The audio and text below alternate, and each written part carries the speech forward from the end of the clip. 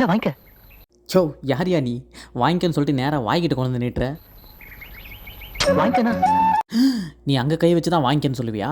ஒரு முறைச்சி எட்ரா கையா அப்படின்னு சொல்லி தட்டி விட்டுட்டு எட்டு தேம்பாருங்க ஓட்டம். ஆடு மாடு எதையும் பார்க்கலையே. என்ன ரிவர்ஸில் வருது? தப்பா தம்பி ஜடை ரொம்ப நீட்டாக இருக்குன்னு பிடிச்சி இழுத்துட்டியா? இந்த படத்தை பற்றி ஒரு சில சீன்ஸ் பார்த்தேன், அதை பற்றி தான் இங்கே பார்க்க போகிறோம். இவங்க தான் ஸ்மால் மம்மி. இந்த படத்து பேரும் அதுதான். முடிஞ்சால் கமெண்ட்டில் சொல்லுங்கள். இந்த ஸ்மால் மம்மியோட பிக் மம்மி இவங்க தான். பிஸியாக வேலை செய்கிற மம்மி முறத்தோட வந்து பார்த்தா இது வேற ஏதோ பசியாக பராக் பார்த்துட்டு நிற்குது. ஏய் அங்கே என்னடி பண்ணுறேன்னு முறத்தை வச்சுட்டு மம்மி முறைக்க. ஒன்றும் இல்லை மம்மி சும்மா தான் பார்த்துட்டு இருந்தேன் அப்படின்னு சொல்ல. சரி நேரம் ஆயிடுச்சு, சோறு வடிக்கணும், ஆற்றுக்கு போய் தண்ணி பிடிச்சிட்டு வான்னு சொல்கிறாங்க. ஆற்றுக்கு போகும்போது சும்மா இல்லாமல் குடத்தை போட்டு தட்டிக்கிட்டே போகுது. விளக்க தேய்ச்சா பூதம் வர்ற மாதிரி குடத்தை தட்டினா இது வந்து நிற்குது. சின்ன தாயி என்ன ரியாக்ஷன் இது? ஆனு ஓ குடத்தை தட்டி வெளியே வந்த பூதத்துக்கு என் பேர் எப்படி தெரியும்னு பார்க்குறாங்களோ. அப்புறம் அது கேட்குது, என்ன ஞாபகம் இருக்கா அப்படின்னு சொல்லிட்டு. வீரமுத்து நாயக்கர் மகன் பொன்ராசு. இன்ட்ரோ பார்த்தீங்களா? வீர முத்து நாயக்கரோட மோவன் பொண்ணு ராசு. ஏன்ப்பா அந்த ஆயா தாத்தா பாட்டம் பாட்டி அவங்க பேரெல்லாம் விட்டுறீங்க? இவர் இவ்வளோ டீட்டெயில் சொன்னதுக்கப்புறம் சரி இருந்துட்டு போ, அதுக்கு என்னப்பாங்கிற மாதிரி பார்க்கறதுல. உனக்கு பாட்டுனா ரொம்ப பிடிக்கும்ல, அதான் வாங்கிட்டு வந்திருக்கேன். இந்த வாங்கிக்க.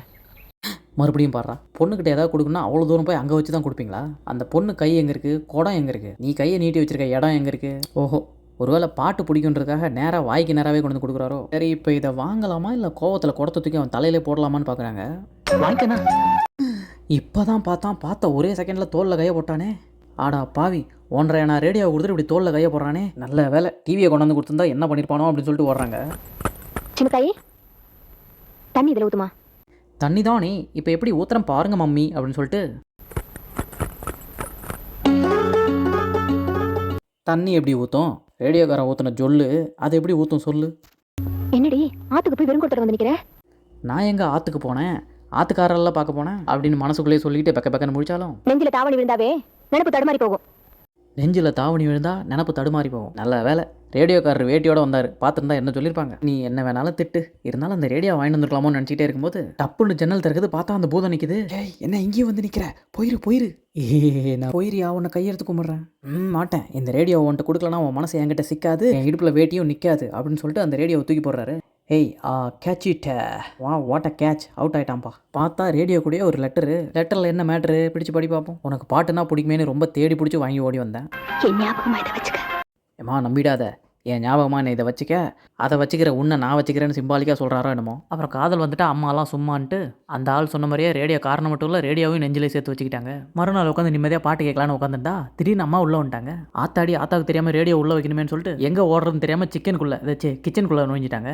அம்மாவும் அதே கிச்சனுக்குள்ளே உள்ள வர ரேடியோவை கீழே இருந்த அண்டாக்குள்ளே போட்டாங்க. என்ன இவ இப்படியே சுற்றுறா வேண்டு திருன்னு முடிச்சுட்டே அம்மா போய் அதே அண்டாக்குள்ளே இவங்க வச்சிருந்த குண்டாலேருந்து தண்ணி ஊற்றிட்டாங்க.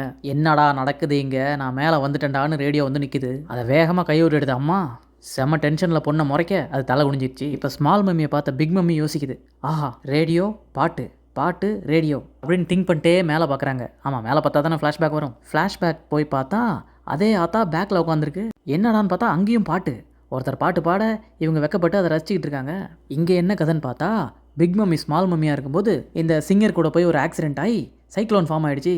அதுதாங்க அதே பிக் மம்மி தான் ஸ்மால் மம்மியாக இருக்கும்போது நிஜமாவே மம்மி ஆகிட்டாங்க. அதை போய் அந்த டேடிக்கிட்ட சொன்னால் சாரி அது ஏதோ ஆக்சிடென்ட் ஆகிடுச்சு, நான் டேடியெல்லாம் இருக்க மாட்டேன் போடின்னு சொல்லிட்டு போயிடுச்சு அந்த கேடி. இப்படி ஒரு ஃப்ளாஷ்பேக் வச்சிருக்க லேடி எப்படி சேர விடுவாங்க ஜோடி? ஒருத்தன் பாட்டு கேட்டு வாங்கிட்டு இன்னைக்கு இந்த ஊர் என்ன பாட்டை படிச்சுட்டு இருக்கு.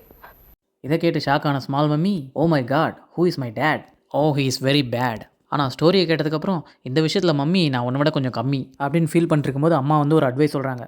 இந்த அவமானம்லாம் என்னோட போட்டோம், நீ பாட்டு கேட்டுலாம் அலையாதம்மா போமான்ட்டாங்க. அதான் என் ரேடியோ போட்டு உடச்சு விட்டியா, இதுக்கப்புறம் நான் எங்கே பாட்டு கேட்குறேன்னு அவங்களும் ஃபீல் பண்ணிட்டு போயிட்டாங்க. எங்க ஆத்தா வந்துட்டு போறாயா, பேசாம போயிரு, வந்தானா ஆஞ்சு விடுவா, சாமி போயிரு.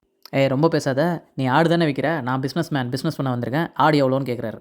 ஆட்டு விலையெல்லாம் இப்படி கேட்கக்கூடாது, அங்கே கொஞ்சம் பாருன்னு காட்டுறாங்க. பாரு பார்த்தா 2 பேர் துணிக்குள்ளே கை விட்டுக்கிட்டு அந்த பேரம் பேசுவாங்கல்ல சந்தையில், அந்த மாதிரி தான் பேசணும்னு சொல்கிறாங்க. நம்ம ஆள் ரேடியோ கொடுக்கும்போதே தோளில் கையை போட்டவர் இப்போ துணிக்குள்ளே கையை விட்டு பேரம் பேசணும்னு சொன்னால் சும்மா இருப்பாரா? அவர் துண்டு எடுத்து போட்டு கையை நீட்டி ரெடியாக நிற்கிறாரு. கையை கிட்ட வச்சா தான் லபக்குன்னு கவிட்டாரு. பிடிச்ச வேகத்தில் ஒரு வழியாக ஆடு விற்று போச்சு. ஆனால் பாவம் அந்த கை செத்து போச்சு. ஆடு அத்துட்டு வந்துருச்சு, அதான் கட்டி போட்டு வளரு இல்லை கசாப்பு கடி போட்டு.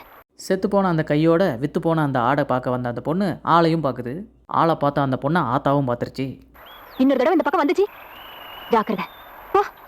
ஆத்தா போன்னு சொன்னோன்னே அவர் ஓடி போயிடுறாரு. இதனடா எங்கே போனாலும் பிரச்சனையாக இருக்குன்னு சொல்லிட்டு அவங்க வேணானே முடிவு பண்ணுறாங்க. ஆனாலும் இவர் சும்மா விடலாம், இப்படி என்ன கண்டுக்காமல் போகிற அப்படின்னு சொல்லி ஊருக்கு பயந்து அந்த பொண்ணுகிட்ட பேசிகிட்டே தான் இருக்காரு.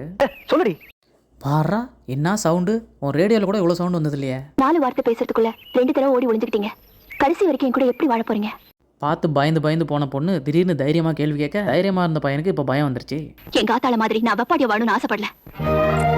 சூப்பர். பொண்ணுனா இப்படி தான் தைரியமாக பேசணும், அப்போ தான் வாழ்க்கையில் முன்னேற முடியும். ஒருவேளை இந்த வீடியோ நல்லா இருந்து நிறைய பேர் பார்த்தா பார்ட் 2 போடலாம். நம்ம வீடியோவையும் மதித்து பார்க்குற அந்த 4 ஃபேன்ஸ் லைக் அண்ட் ஹைப் பண்ணிவிடுங்க. உங்கள் ஃப்ரெண்ட்ஸுக்கும் ஷேர் பண்ணுங்கள். தேங்க்யூ.